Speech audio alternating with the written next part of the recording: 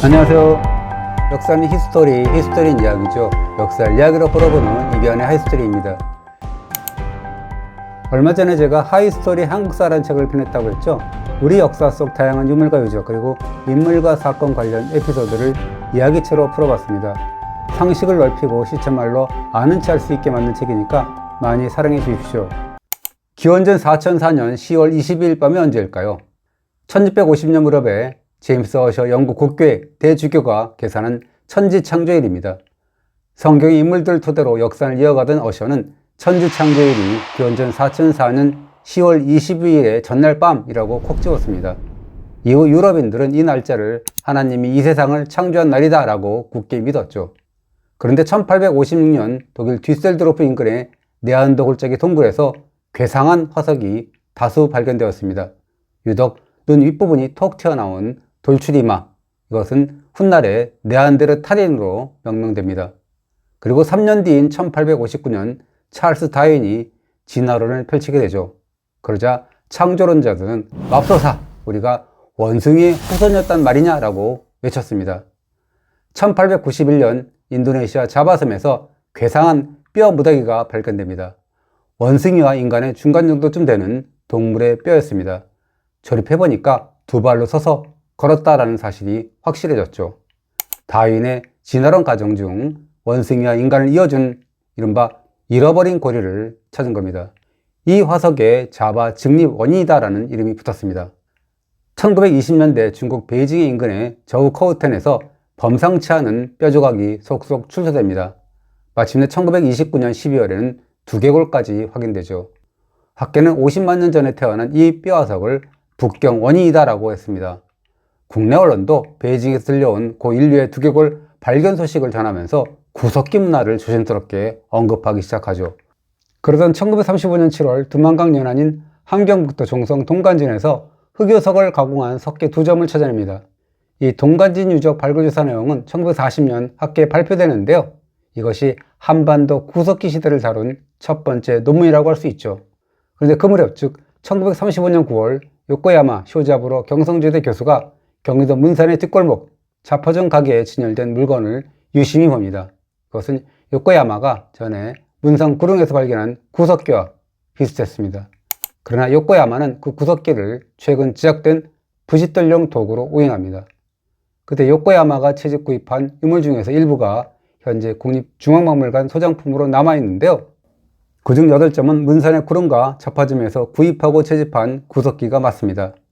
훗날의 인근 지역인 파주 주월리, 가월리, 그리고 금파리, 그리고 연천의 전곡리 등 임진강과 한탄강 주변에서 잇따라 출토된 구석기와 매우 흡사합니다. 문산에서 요코야마가 채집 구입한 유물은 모두 임진강과 한탄강변에 살았던 고인류의 도구였던 셈이죠. 그러나 그때 요코야마는 구석기인 줄 모르고 흘려버린 겁니다. 그럴만도 했습니다. 그때는 일제강점기였지 않습니까? 일제는 한국 문화의 타율성과 정체성을 강조하는 데 혈안이 되어 있었죠. 한반도 북부는 기원전 108에서 기원 후 313년까지 중국의 한사군이 지배했고요. 한반도 남부는 4세기 중후반부터 6세기 중엽까지 임나 일본부의 지배를 받았다고 강변했죠. 그래서 일제는 평안도 황해도에서는 한사군인 낙나가 대방, 그리고 경상도에서는 임나 일본부의 흔적을 찾는데 촉각을 곤두세우고 있었습니다. 무엇보다 일본 학계는 구석기는 일본 열도에도 한반도에도 존재하지 않는다라고 철석같이 믿었습니다. 하기야 일본 열도에서 구석기는 1949년 여주쿠 지역에서 처음 발견되거든요. 그러니 1930년대에 일본 본토에도 없는 구석기 문화가 감히 한반도에 존재할 수 있다는 것을 믿을 수 없었죠. 그래서 1935년 동간진에서 구석기 추정 유물이 출토되었어도 말도 안 되는 소리다라고 표명됐습니다. 실제로 동간진 유적의 논문 작성자가 헌병대에 끌려가서 조선 역사가 일본보다 오래됐다고 해석할 수 있는 빌미를 제공한 거 아니냐라는 제목으로 구타를 당했다라는 후일담도 있습니다. 그리고 동간진에서 출토된 흑요석재 2점이 구석기가 맞냐라는 논란은 지금까지도 제기되고 있습니다. 신석기 시대의 문화층과 혼합된 석기라 믿을 수 없다는 주장이 지금도 나오죠. 그런데 그로부터 30년 가까이 지난 1963년 5월 4일자 북한의 노동신문이 흥미로운 기사를 씁니다. 1962년과 63년 사이에 한북 웅기 굴포리에서 구석기 유적이 처음으로 발견됐다라는 소식을 전한 겁니다.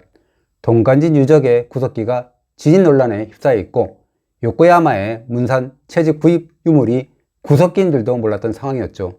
그랬기 때문에 1963년 발견된 굴포리 유적은 한반도에서 최초로 발굴된 구석기다라고 할 수 있습니다. 1929년 베이징 원인의 발굴 이후에 급정거했던 구석기를 든 인류의 발걸음이 이제 일단 멈춤을 끝내고 드만강을 건너서 한반도 북부로 넘어온 거죠. 그렇다면 이제 한반도 남부로 넘어올 차례가 되었는데요. 그런데 그 순간은 예상보다 빨리 다가왔습니다. 그 주인공은 미국인인 엘버트 모아와 릴리 샘플 부부였는데요. 한국의 선사고고학을 전공했던 부부는 1962년 미국 국립과학재단의 지원을 받아서 한국을 찾아옵니다. 부부는 전국의 100여 곳을 답사하면서 유물을 수집했는데요. 그 중에는 금강변의 석장리에서 수습된 구석기도 포함되어 있었습니다. 그 와중에 모아 부부는 1963년부터 대표적인 신석기 유적인 부산 동삼동 폐청의 발굴을 주도했습니다. 그런데 이 모아 샘플 부부의 발굴은 국내 학계에 큰 파문을 일으켰습니다. 외국인의 발굴을 방치한 것이 큰 문제가 되었던 거죠. 모아는 이듬해인 1964년 봄 학기부터 연세대에서 대학원 특강을 맡았는데요. 그의 사학과에 부임한 손보기 교수와 새로운 발굴 지역을 논의하게 됩니다. 모아는 이때 석장리에서 찾아낸 구석기 몇 점을 보여주면서 이곳을 한번 사전 답사해보자 라고 제안했습니다. 그래서 1964년 5월 27일 손보기 교수와 모아 등이 석장리를 방문하게 되는데요.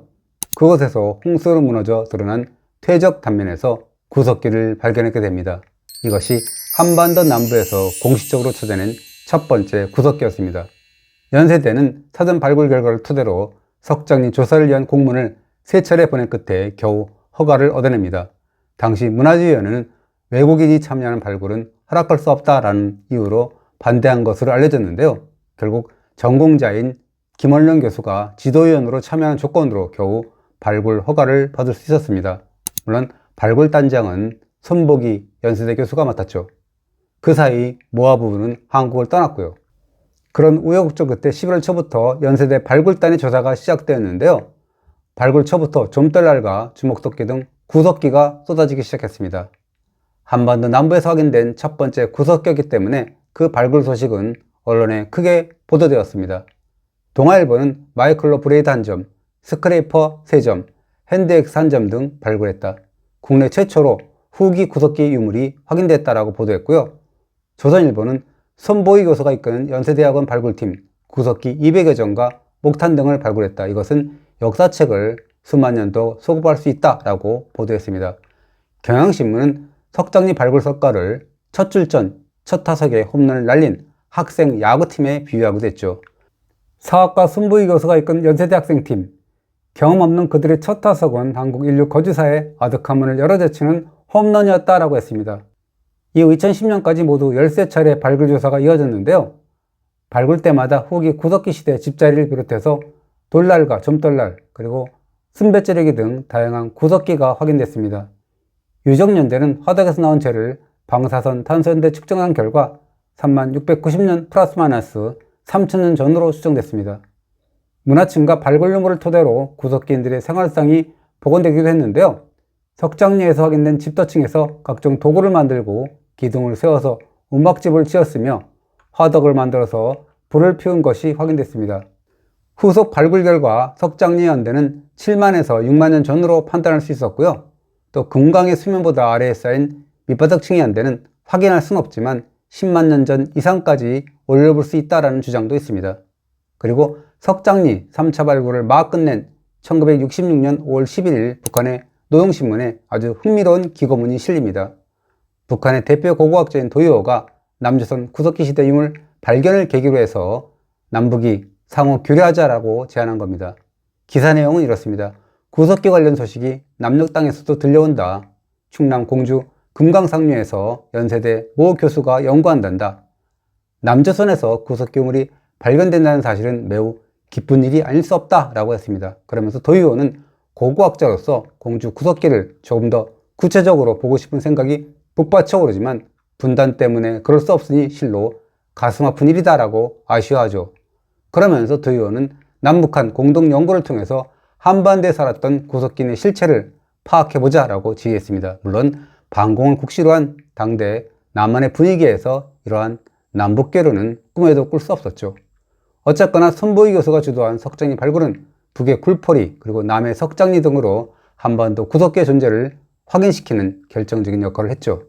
19세기 중반 이후 동으로 그 소식을 전하던 구석기인의 발걸음이 한반도 북부를 이어서 남부까지 이어졌다라는 사실을 알려준 셈이죠. 석장리의 경험은 1978년 학계에 보고된 경기 연천 전곡리 구석기 유적의 연구에도 디딤돌이 되었습니다. 그리고 2024년 11월은 석장리 발굴 60주년을 맞이하는 해와 달입니다. 환갑을 맞이했으니 연세대에서 그리고 석장리 박물관에서 다채로운 행사가 펼쳐진다고 합니다. 사족을 붙이자면 구석기 용어를 한글로 붙인 손보기 교수의 업적이 돋보입니다. 사실 석장리 발굴 당시까지 구석기 용어는 제각각이었죠.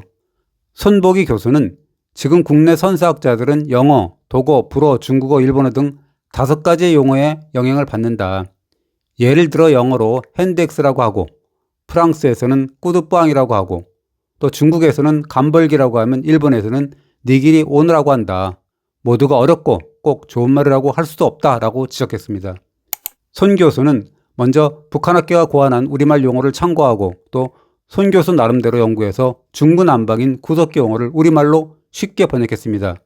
예를 들어 구석기 시대 다용도칼인 핸드엑스와 꾸드뿌앙은 주먹도끼로 풀었고요.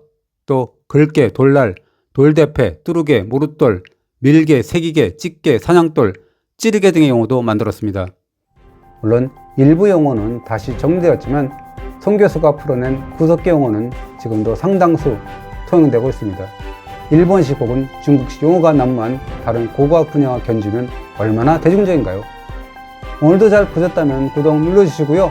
좋아요도 부탁합니다. 감사합니다.